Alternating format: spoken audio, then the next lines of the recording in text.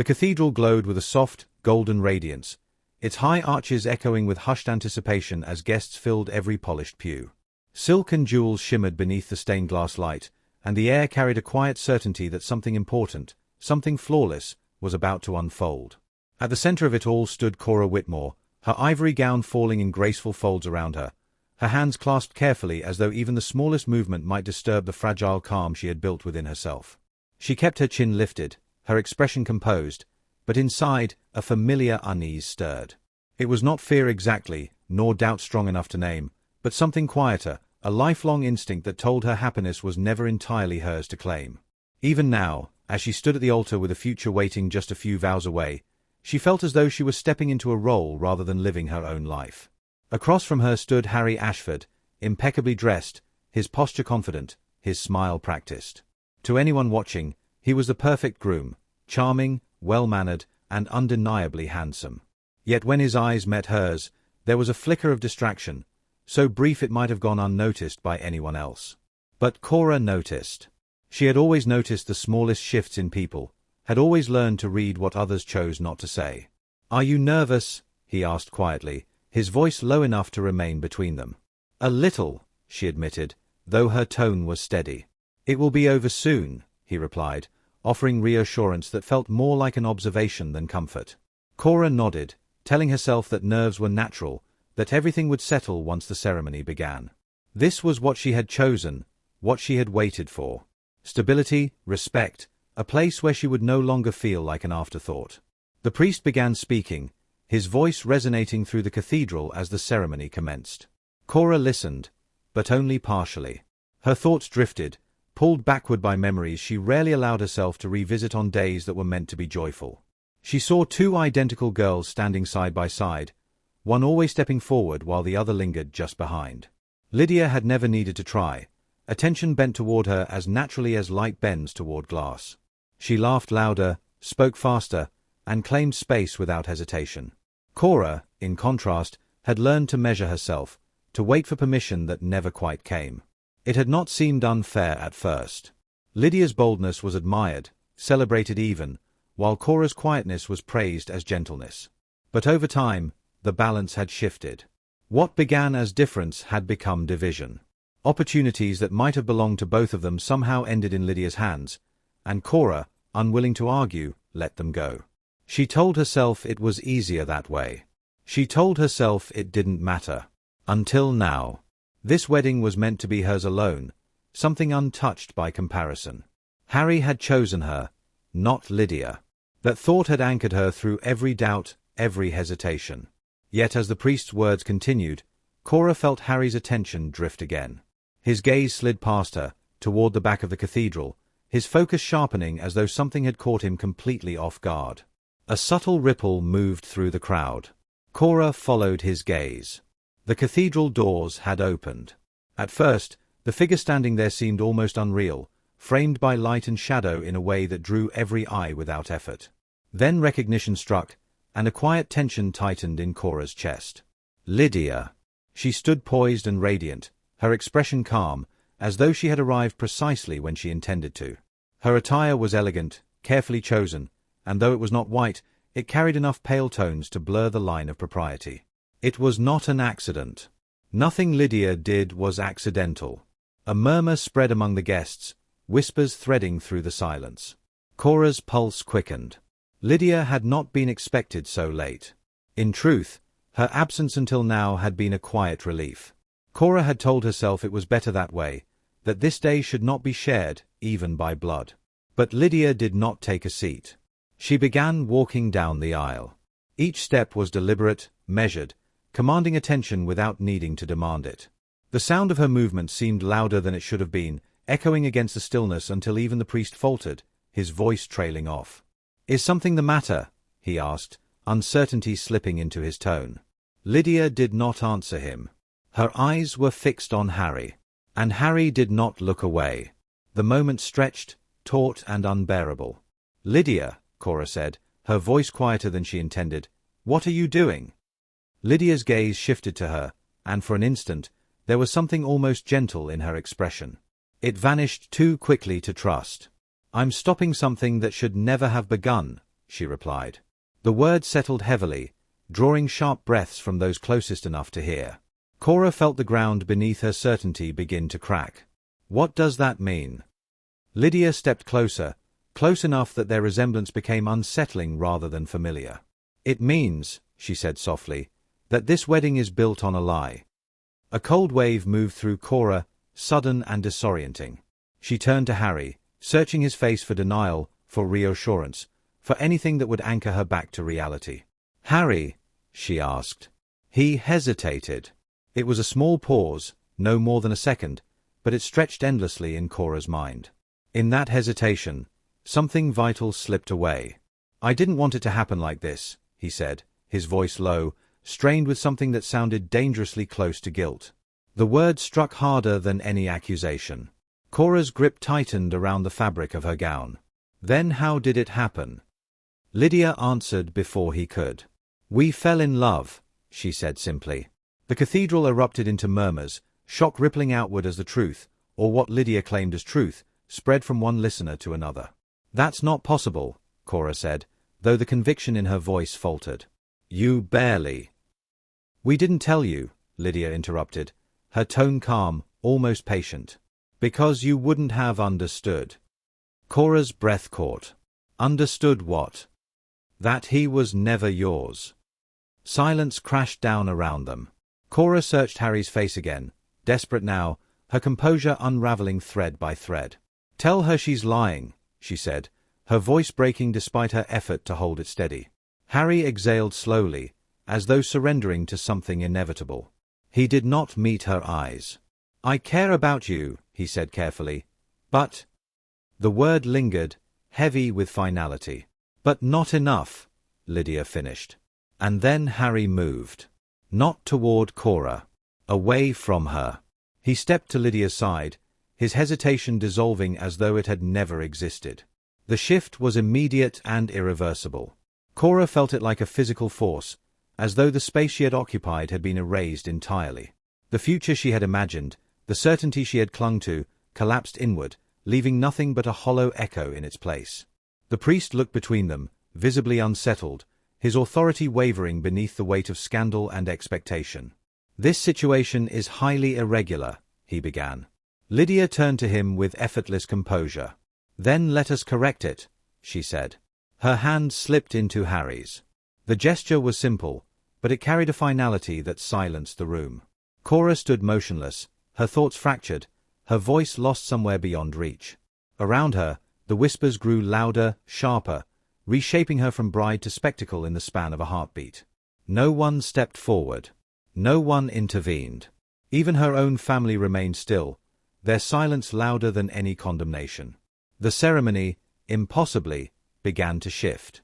And Cora realized, with a clarity that cut deeper than grief, that she was no longer part of it. The cathedral doors closed behind Cora with a muted finality that seemed to echo far louder than the ceremony continuing within. The muffled cadence of vows carried faintly through the heavy wood, each word a distant reminder that her place had been taken without hesitation. She descended the stone steps unsteadily, her vision blurred by a storm she refused to let fall as tears. The courtyard stretched before her, cold and open, offering no refuge from the humiliation that clung to her like a second skin. For a moment, she simply stood there, suspended between what had been and what remained. The world had not stopped for her heartbreak. Carriages still rolled past, servants moved briskly, and the sky remained an indifferent grey. It struck her then with quiet cruelty that nothing outside had changed, while everything within her had fractured beyond recognition. Her hands trembled as she gathered the edges of her gown, as though containing its delicate fabric might somehow contain the chaos unraveling inside her. She had spent years believing patience would earn her something lasting, something untouched by Lydia's reach. Yet even here, at the very threshold of a new life, she had been displaced with effortless precision. A hollow laugh threatened to escape her, but she swallowed it down. There was no dignity left to preserve, yet instinct compelled her to hold on to whatever fragments remained. You should not remain here.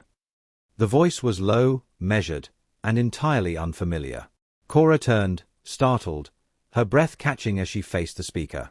A dark carriage stood a short distance away, its polished surface reflecting the dim light. Beside it stood a man whose presence seemed to alter the very air around him. Duke Alistair Blackthorn. His reputation was not merely known, it was felt. Stories of his cold judgment and unyielding authority had travelled far beyond his lands, shaping him into a figure both respected and feared. He was not a man who attended weddings without purpose, nor one who involved himself in the affairs of others without reason. Yet here he was, his gaze fixed on her with an intensity that was neither pitying nor cruel. Cora straightened instinctively, though the motion felt fragile. "I will leave shortly," she said, her voice steadier than she expected. "You were wronged," he replied, as though stating a fact that required no embellishment. The simplicity of it unsettled her more than any sympathy might have. "It is not your concern, Your Grace. Everything that occurs in my presence becomes my concern," he said. There was no arrogance in his tone, only certainty. Cora hesitated, unsure how to respond. She had no energy left for confrontation, yet something in his gaze held her in place, as though retreat would be an admission she was not prepared to make. "What do you want?" she asked finally. "To offer you an alternative," he said. The words were unexpected enough to cut through her exhaustion. An alternative to what? To being discarded. A flicker of something sharp moved through her, not quite anger, not quite pain. "I have already been discarded," she said. "Only if you choose to remain so," he countered. Cora searched his expression, but found no mockery there, no hidden amusement. He spoke as though he were discussing a matter of strategy rather than the ruin of her life. "You speak as though this is a decision," she said. "It is," he replied. "Every moment following betrayal is." His gaze shifted briefly toward the cathedral doors, where the ceremony continued unseen. "You may walk away from this place as a subject of ridicule," he continued, "or you may leave it as something else entirely." "And what would that be?" she asked. "My Duchess." The word settled between them, stark and impossible. Cora stared at him, certain she had misunderstood. "That is not something one offers lightly." "I do not offer lightly," he said. "Then why?" The question escaped her before she could restrain it. "You do not know me." "I know enough," he replied. "I witnessed your silence when others would have caused a scene. I saw restraint where there might have been desperation. Those qualities are not weaknesses, regardless of how they are perceived." Cora felt the weight of his observation settle uneasily within her. No one had ever described her restraint as anything but passivity. "You misinterpret what you saw," she said quietly. "I did not act because I could not." "Then learn to," he said. The simplicity of his response left no room for self-pity. She turned away, her thoughts racing. The offer was absurd, reckless, and yet it lingered with a dangerous allure. To accept would mean stepping into a world defined by power rather than approval, by command rather than concession. It would mean binding herself to a man whose reputation alone could reshape how she was seen. But it would also mean surrendering what little control she had left. "I would not be your equal," she said, her voice softer now. "I would be a solution." "For now," he said. "What you become after is determined by you." Cora closed her eyes briefly, drawing in a steadying breath. Remaining here meant facing the aftermath alone, enduring whispers that would follow her indefinitely. Returning home offered no comfort. Her family had already chosen silence over defense. There was nothing waiting for her but the echo of what she had lost. She opened her eyes and met his gaze again. "If I agree," she said carefully, "this is not a gesture of charity." "No," he said. "It is an exchange. I offer you position. You offer me loyalty. And if I refuse?" "Then you walk away," he said. "And the world will decide what you are worth." The clarity of it left no space for illusion. Cora looked back toward the cathedral, where her place had been erased as though it had never existed. For the first time, she felt something shift beneath the sorrow. Not strength, not yet, but a quiet resistance to being defined by what had just occurred. "I will not be pitied," she said. "Then do not accept pity," he replied. Silence stretched between them, filled with the weight of a choice that would alter everything that followed. Cora lowered her gaze briefly, then lifted it again, steadier this time. "Very well," she said. "I accept." There was no visible reaction from him, no sign of triumph or relief. He simply inclined his head, as though acknowledging a decision he had expected. "Then we will not delay," he said. The carriage door was opened, and Cora hesitated only a moment before stepping forward. Each movement felt deliberate, as though she were shedding one identity and stepping uncertainly into another. As she settled inside, she allowed herself one final glance at the cathedral. The doors remained closed, concealing the life that had been taken from her. But for the first time since it had happened, the loss did not feel like an ending. The carriage began to move, carrying her away from the place where she had been broken, and toward something she did not yet understand. The carriage rolled through iron gates that opened without hesitation, as though even metal understood the authority of the man seated across from Cora. She remained still, her hands folded in her lap, her posture composed despite the unfamiliar weight of what she had agreed to. The estate beyond stretched wide and austere, its architecture imposing rather than inviting, its presence commanding rather than comforting. It was not a place designed for softness, and yet it was now hers to enter. Duke Alistair Blackthorn did not speak as they arrived. He stepped down first, offering no hand, only expectation. Cora followed without pause, gathering her skirts and descending with careful precision. She would not appear uncertain, not here, not now. Inside, the halls were vast and quiet, lined with polished stone and shadowed corners that seemed to watch as much as they concealed. Servants moved efficiently, their gazes lowered, their curiosity restrained by discipline. No one questioned her presence. No one whispered. The absence of scrutiny was unfamiliar, almost unsettling. "You will be addressed as Duchess," the Duke said as they walked, his voice measured. "There will be no confusion on that matter." Cora inclined her head slightly. "Titles do not change what people believe. They change what people are permitted to say," he replied. She considered that, recognizing the distinction. Power did not erase judgment, it silenced it.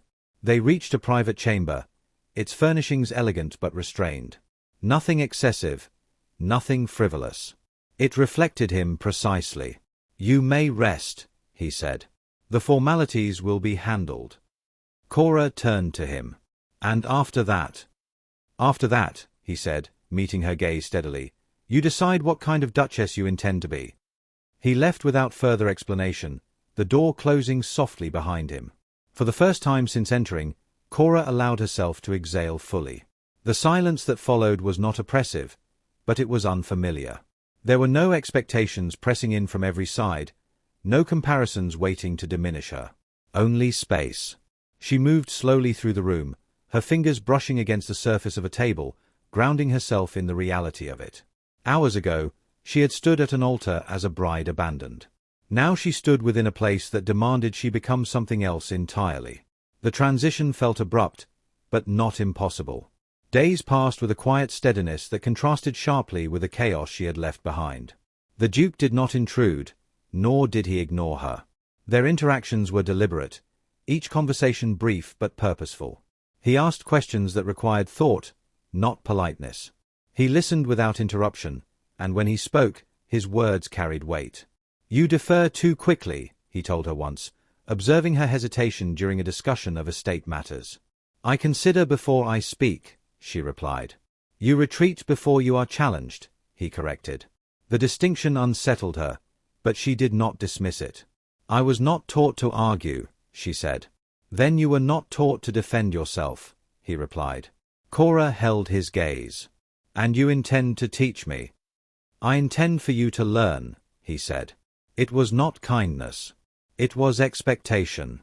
Gradually, she adapted. She spoke more, not louder, but with greater certainty.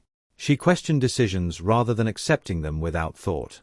Each small shift felt significant, as though she were uncovering parts of herself that had long remained unused. The servants responded in kind. Respect replaced neutrality, not out of obligation, but recognition. She carried herself differently, and they noticed. One afternoon, a letter arrived bearing a familiar seal. Cora recognized it immediately. She did not open it at once. Instead, she held it, weighing the implications of what it contained. The past had found her again, as she had known it would. When she finally broke the seal, the words inside were brief. Lydia wished to see her. There was no apology, no explanation, only an assumption that the meeting would occur. Cora folded the letter carefully and set it aside. "You expected this," the Duke said from the doorway. She did not startle. She had learned his presence often preceded sound. "Yes," she said. "She does not accept distance easily." "Will you meet her?" Cora considered the question, not as the woman she had been, but as the one she was becoming. "Yes," she said. The meeting was arranged without delay. When Lydia entered the estate, she carried herself with the same confidence that had once dominated every room. Yet there was a subtle tension beneath it now, something less certain, less controlled. "Cora," she said, her smile measured. "Lydia," Cora replied evenly. They regarded each other in silence, the resemblance between them no less striking, but the balance between them irrevocably altered. "You've done well," Lydia said, her gaze sweeping the room. "Better than expected." "This is not about expectation," Cora replied. "It is about choice." Lydia's expression tightened slightly. "You always speak as though things simply happened to you." "They did," Cora said. "Until I decided otherwise." A flicker of irritation crossed Lydia's face. "Harry regrets how things unfolded. Does he regret his choice?" Cora asked. Lydia did not answer immediately. The pause was enough. Cora nodded. "Then nothing has changed."